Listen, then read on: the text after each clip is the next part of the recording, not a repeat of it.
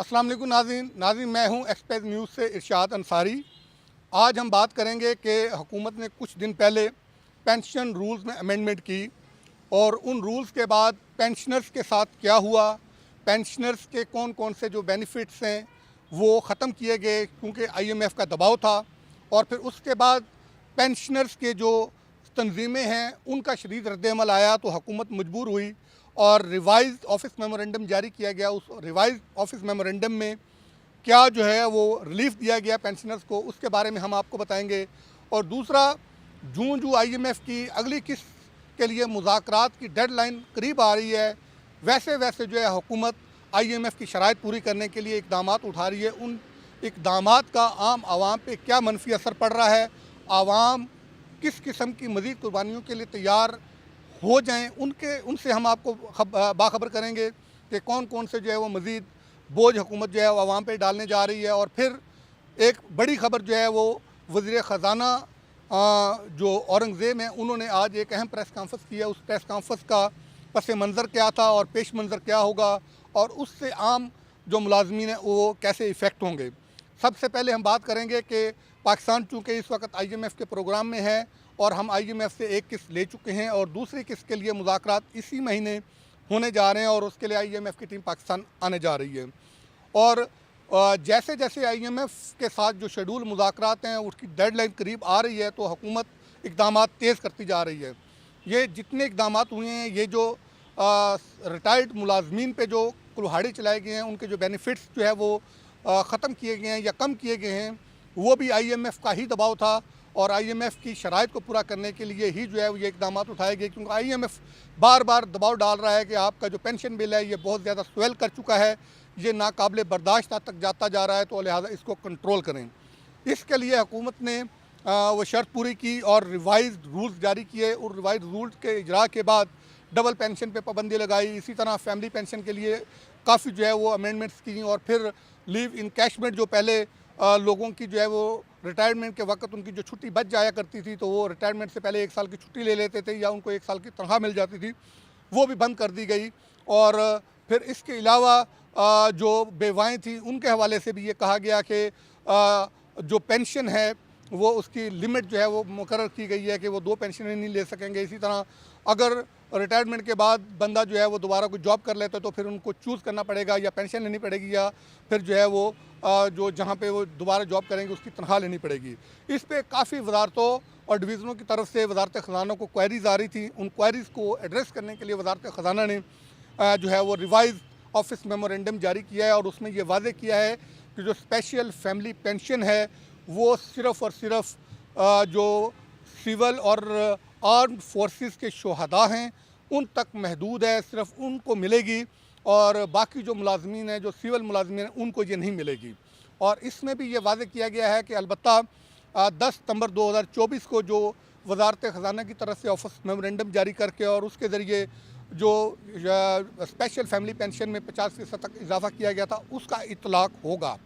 लेकिन जो नए पेंशनर्स होंगे जो स्पेशल फैमिली पेंशन के ज़मरे में आएंगे उन पे इसका इतलाक़ नहीं होगा। और इसके साथ ही ये भी बताया गया है कि जो 25 साल की मुद्दत है वो भी जो मौजूदा पेंशनर्स हैं स्पेशल फैमिली पेंशन वाले उस पे उसका इतलाक़ नहीं होगा, नए पे इतलाक़ होगा। और इसी तरह जो कबल वक्त रिटायरमेंट लेते हैं उसके हवाले से क्वेरीज आई थी कि 3% उनकी चूँकि जो रिटायरमेंट की एज है 60 साल की, उस डेट तक जो है वो जो मुद्दत बाकी बचेगी उसमें 3% जो है वो सालाना के हिसाब से कटौती करना थी। उसमें भी बताया गया है कि जो इस वक्त रिटायर्ड जो रिटायरमेंट ले चुके हैं, जो कबल वक्त रिटायरमेंट ले चुके हैं,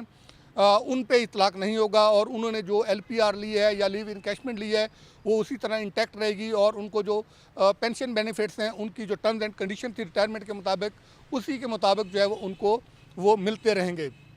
और दूसरी अब हम बात करते हैं कि IMF की एक और बड़ी शर्त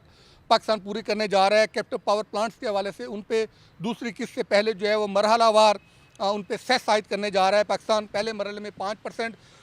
और दूसरे मरहले में 10% सेस आयद करने की तजवीज़ है। और फिर अब हम बात करेंगे कि हुकूमत ने पहले भी बहुत सारी असामियाँ ख़त्म कर दी थी। अब चूँकि IMF के साथ हम मुज़ाकरात में जा रहे हैं तो वज़ीर ख़ज़ाना ने आज अहम प्रेस कॉन्फ्रेंस की है। उस प्रेस कॉन्फ्रेंस का क्या पस मंज़र था और क्या पेश मंज़र है। पस मंज़र तो यही है, जैसे पहले भी बताया, कि आईएमएफ के प्रोग्राम में हमें और आईएमएफ के साथ हम चूँकि किस्म अगली के लिए मुज़ाकरात करने जा रहे हैं, तो ये उसी पस मंज़र में जो है वो उनकी प्रेस कॉन्फ्रेंस थी। और पेश मंज़र ये है कि आगे आने वाले दिनों में कोई बहुत सारी जो है वो असामियाँ जो है वो ख़त्म की जा रही हैं, और जो माली था, इसी तरह ग्रेड 1 से 4 के जो क्लास 4 के मुलाजमीन होते हैं, नायब कासत था, फ़राश थे, स्वीपर थे, वो सारी पोस्टें ख़त्म करके उसको आउटसोर्स कर दिया जाएगा। और वज़ीर ख़ज़ाना ने हमें ये बताया है कि जो आज उन्होंने प्रेस कॉन्फ्रेंस की है उसमें उन्होंने बताया, उसकी डिटेल हम थोड़ी सी आपसे शेयर करते हैं, कि 60% जो खाली पोस्टें हैं वो ख़त्म कर दी गई हैं, और इसी तरह वजारतों और महकमों की 1.5 लाख पोस्टें जो है वो ख़त्म की जा चुकी हैं। 6 वजारतों के 80% महकमों को कम करके जो है वो 40% तक जो है वो किया जाएगा। उनका ये कहना था कि 880 अरब रुपए के अखराजात कम करने के लिए ये इकदाम जो है वो किए गए हैं, और ये जो राइट साइजिंग का जो अमल शुरू किया गया था वज़ीर आज़म की हदायत पर, उसके लिए जो ख़ास कमेटी बनाई गई थी वो जून 2025 तक जो है वो मुकम्मल होने का इम्कान है। और इसी तरह उनका ये कहना है कि जो फ़ैसले जो किए गए हैं उसके तहत जो है मुख्तलिफ़ वजारतों को और उनके ज़ैली इदारों को जो है वो ज़म किया जाएगा, और उसके तहत जो पहला जो फ़ैसला किया गया है वो उनका ये है कि वज़ीर ख़ज़ाना का कहना था कि जो दूसरा मरहला होगा उसमें वज़ारत साइंस एंड टेक्नोलॉजी और इसी तरह कॉमर्स डिवीज़न, इसी तरह हाउसिंग एंड वर्क्स और नेशनल फूड सिक्योरिटी के जो 60 ज़ैली इदारे हैं उनको, उनमें से 25 को तो बिल्कुल ख़त्म कर दिया जाएगा और 20 में कमी की जाएगी और 9 को आपस में जो है वो ज़म किया जाएगा। और इसके अलावा भी उन्होंने हौसला अफजा जो बातें की, वो ये कहा कि जो हमने इकदाम उठाए हैं उन इकदाम के नतीजे में मुल्क की मैशत जो है वो बेहतर होना शुरू हो गई है, लेकिन हम जो है वो जो आर्टिफिशियल ग्रोथ के लिए या हम जो है वो पब्लिक की हमायत हासिल करने के लिए अपना सियासी बयानिया ग्रो करने के लिए, ख़ासकर उन्होंने असल में इसका जो पस मंज़र था वो पाकिस्तान तहरीक इंसाफ की हुकूमत थी, उन्होंने नाम लिए बगैर उनको तनकीद का निशाना बनाया कि वो ग्रोथ दिखाने के लिए एक्सीलेटर पे पाँव नहीं रखेंगे, कि आप ग्रोथ दिखाने के लिए एक्सीलेटर पे पाँव रखें और फिर आपके पास डॉलर की शार्टेज हो और एलसीज ना खुलें। हम जो है वो अपनी इसी पेस के साथ हम चलेंगे कि स्लो एंड स्टेडी की पॉलिसी अपनाएंगे, कि रियल ग्रोथ हो और साथ साथ जो है वो हमारे मसाइल भी हल होते जाएं, ताकि आवाम को भी किसी किस्म की मुश्किलात का सामना ना करना पड़े और हुकूमत को भी आर्टिफिशियल इकदाम ना करने पड़े, और ना ही उनके इंटरनेशनल लेवल पे जो कमिटमेंट्स हैं उनमें जो है वो किसी किस्म की सुबकी जो है वो दिखाना पड़े। तो लिहाजा अगरचे वज़ीर ख़ज़ाना तो बहुत पुरुमीद और पुर